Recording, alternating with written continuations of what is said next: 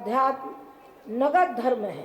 अध्यात्म नगद धर्म है कि अध्यात्म वो है कि जिस भूमि में, भगवान की भूमि में जैसा हम बीज बोते हैं वैसा ही फसल हमें उत्पन्न होती है और हमको मिलती हुई चली जाती है। हम गेहूँ बोएंगे तो गेहूँ की बालें आएंगी, और मक्का का एक दाना बोते हैं अनेक दाने के रूप में भुट्टे पैदा तैयार हो जाते हैं।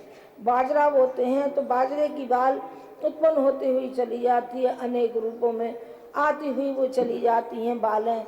इसी तरीके से अध्यात्म है कि अध्यात्म में जो भी हम करेंगे उसी हिसाब से हम पाएंगे।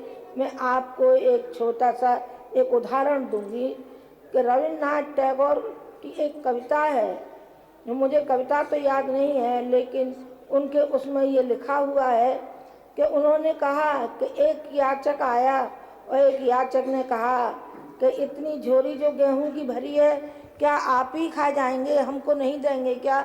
हमारा भी तो कर्तव्य है, अरे हमको थोड़ा सा तो दे दो। उन्होंने कहा कि नहीं, हम ही लाए हैं और हम ही खाएंगे, हम खाएंगे, हमारे बीवी बच्चे खाएंगे। उन्होंने कहा अरे जाहिल, कुछ तो निकाल, कुछ तो निकाल। तो कहते उन्होंने एक दाना निकाल करके उस याचक के हाथ पर रख दिया।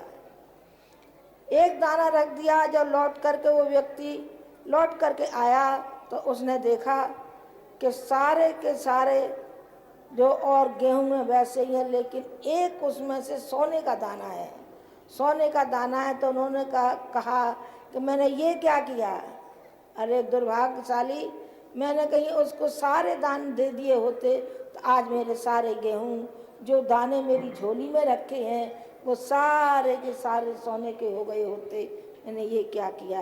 ये अध्यात्म में जितना आप बोएंगे उतना ही आप पाते हुए चले जाएंगे। अच्छे कार्यों में, लोक मंगल के कार्यों में आप दिलचस्पी लेंगे तो मेरा ऐसा ख्याल है कि आपकी सेहत से लेके, मनोबल से लेके आप सब तरीके से समर्थ होंगे।